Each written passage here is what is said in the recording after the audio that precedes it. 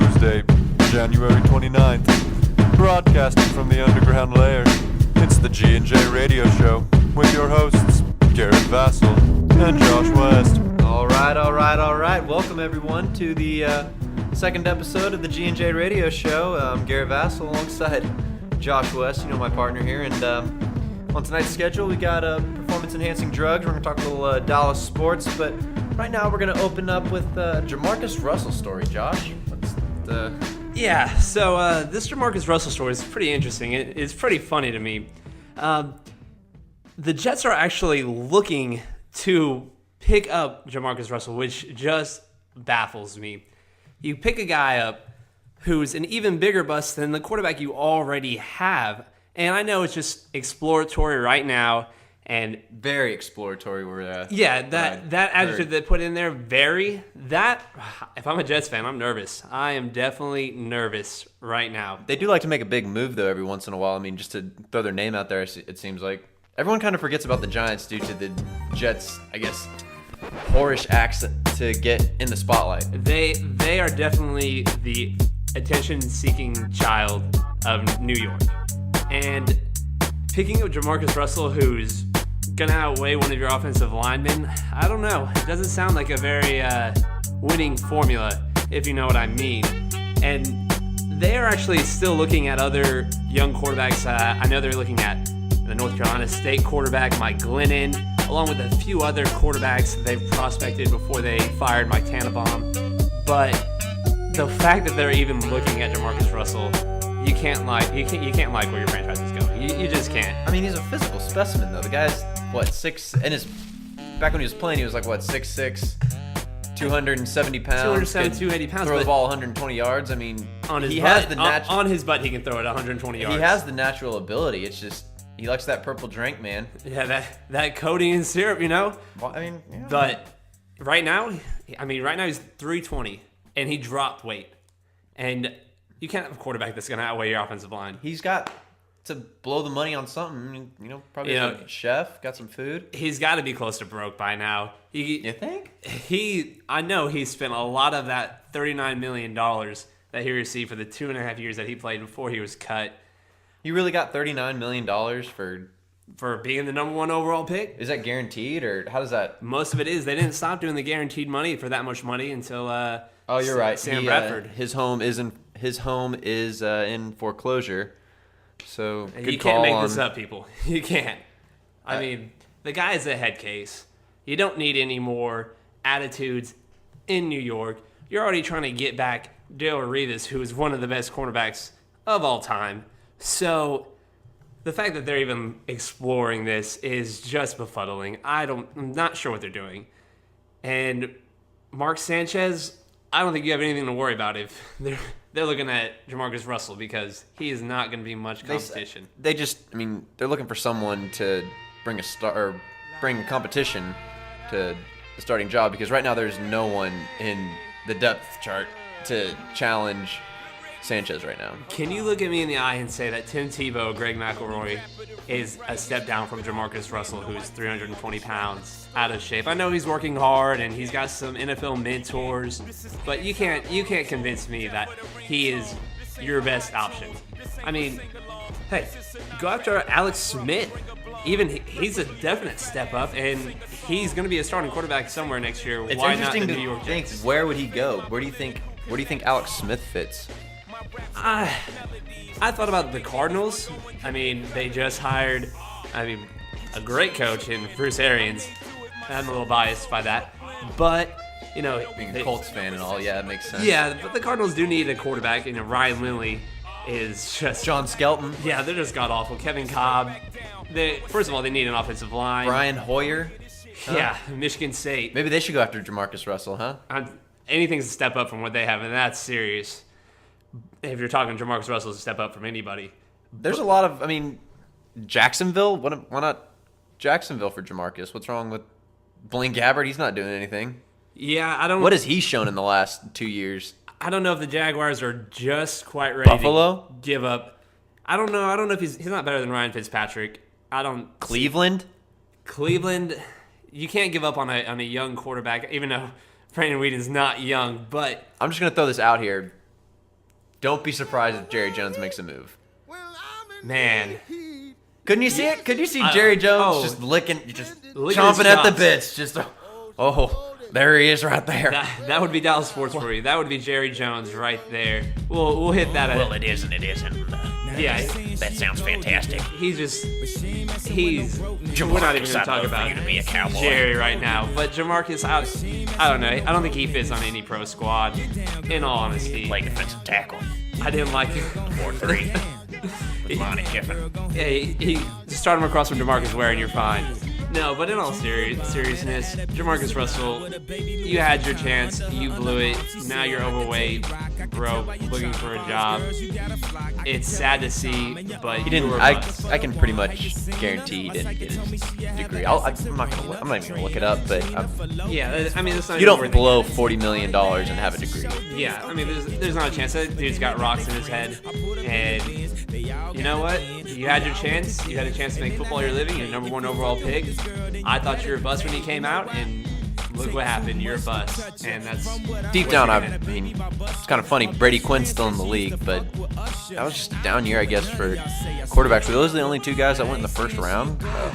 You know, I don't know, but I don't remember a quarterback out of that first round that lived up to be anything. So, I mean, Quinn's still in the league, but barely. He's hanging on by a thread in Kansas City. Let's be honest there. See what happens. But you know, I want to move ahead to what your thoughts on performance-enhancing drugs, because I know you have a strong opinion on performance-enhancing drugs in baseball in particular, and with this new list coming out, I mean, who was on it? A-Rod? This list was Gio Nelly Gonzalez. Cruz. Yeah, Nelly Cruz. Gino, how many games did he win? Gio, he was close to a 20. Sorry.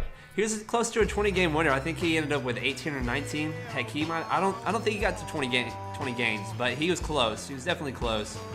And you know, I guess you could say, you know, people just don't pop out of the air like that and win close to 20 games. And how many did he win? How many did he win last year? Any idea? The year before. Or I mean, do you have any idea what his? No clue. And that's the reason why it should have been a red flag for people. But you kind of hope for these guys who work hard and they. Should we just assume that everyone's guilty of doing steroids unless proven innocent at this point? Because it seems that everyone that's coming out and putting up big numbers is guilty of some sort of performance-enhancing drug. I mean, at this point, everything's banned. Gio Gonzalez went 21-8 last year with a 2.89 ERA.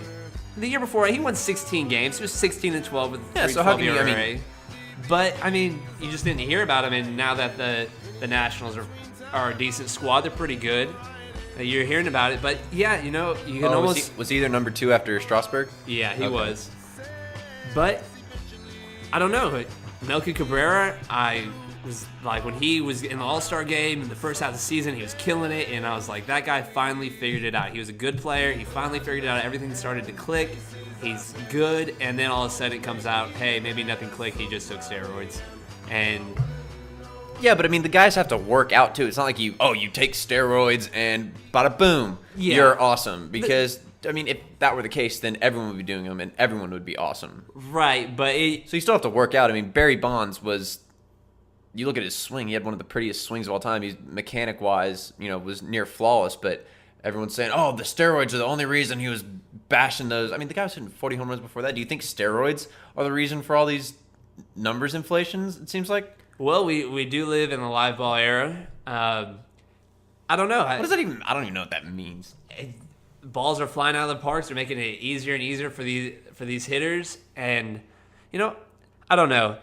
I just think that it definitely gives an advantage to the players who aren't taking it. But it's hard to look at a player who's putting up good numbers and not think, in the back of your mind, maybe steroids. I mean, heck, even Albert Pujols. You can't tell me that there wasn't a time. In the back of your head, you're like, yeah, this guy's so good. He's a machine. What if he's on steroids? I don't think he is. I thought what if, but it's just like... But yeah, the fact that it's in your mind for any great player that's putting up numbers these days... I just want to believe in him so much. It's just not good for baseball. I don't think making it legal is the key, but I don't think it has a place in Major League Baseball, but... I know you have a different opinion than me, so I mean, I just like meatheads hitting 600-foot home runs. It's sexy. It is. God, it makes the sport beautiful. I love Sammy Sosa being, the guy looked like a linebacker, hitting baseballs out. Mark McGuire. I mean, these guys were just. I mean, you can't tell me that wasn't the funnest home run chase. Most fun, but yeah, wow. Yeah. I mean, it was a beautiful thing, Josh, yeah. and Selig had to ruin it for me. Of course, Selig ruins everything. Commissioners ruin everything, but that's my take on it. I don't understand why we get upset at other athletes for taking taking performance-enhancing drugs, but when baseball players do it, that's the norm, it seems like. I mean, this list doesn't really come as a surprise to anyone. Why aren't we having A-Rod go on Oprah? Why aren't we having, these guys do national tours for lying to us about being clean and playing, the game with integrity? Well, A-Rod he's just an idiot. Come on. He got caught once and then said he was done with them. He's clean, comes back with the Yankees, plays awesome for him, redoing his legacy, and now They win a World Series. And now he's on the brink of being busted again. And it's interesting that 2 days ago they came out and said that A-Rod might be out for the season, and now they're saying that he could get busted for PEDs. Yeah, Great. It's almost like the Yankees don't really even want him on the squad at this point. I wouldn't want his contract either, and He's could due void it. $100 million over the next. $114 million in the next 5 years. That's a lot of votes. That's a lot of money for a 34-year-old aging player who's 37-year-old aging player that's off and on injury and doesn't have the same $114 million. Yeah, that's a lot of money to give a guy that can barely even move anymore. So I don't know. I don't think it's got a place in baseball. I know you think you love it. I know you think it's sexy. It definitely is. It sells tickets, and when exactly. When you're playing little brother the NFL, you got to sell tickets. Exactly. I mean, baseball is just it's a little boring. I'm sorry. End of the day, it's a business, and you gotta.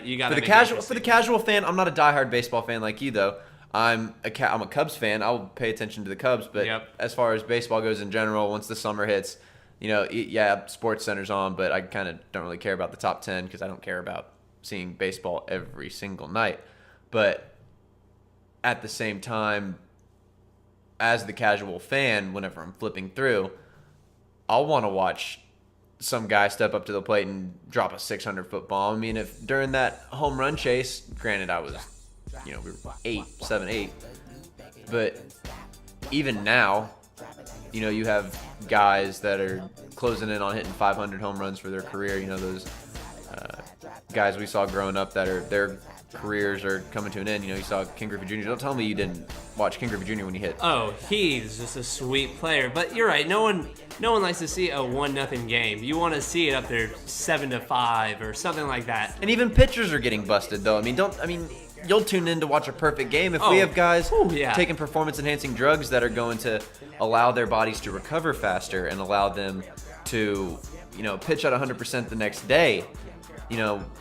Why wouldn't you want that as the commissioner of a sport saying, oh, we can get more people to watch this because these guys are going to be competing at the top level every single day? Well, speaking of recovering faster, how about this Ray Lewis taking deer antler spray? It was deer antler extract is what I heard or what is being reported. And it's not that he sprayed it is the weird thing. They put it in your mouth. Yeah, you put it in your mouth. You put it under your tongue. You ingest the stuff. That's disgusting. I don't know exactly what it's used for. Supposedly it helped him expedite his recovery from his tricep injury. I don't know. It contained a banned substance. Yeah, I don't know where on the list that banned substance falls. I'm sure it's not one of the big boys, but still. But I don't know. It's not like he killed anyone. It's not like he killed anybody this Super Bowl. But he hasn't been tested positive. He denies it. So I'm going to say he's innocent until proven guilty. We'll see what comes out. I think they're just looking for a story. I say suspend him for the Super Bowl. Somehow, I don't think Goodell's going to do that. Goodell's a jerk. He is a jerk. All right, well, that wraps up tonight's segment. This is Garrett Vascil. And this is Josh West. Thanks for tuning in, guys. Drive it like it's hot, drive it like it's hot, drive it like it's hot, drive it like it's hot, drive it like it's hot. I'm a rider boy, the hottest boy, respect me.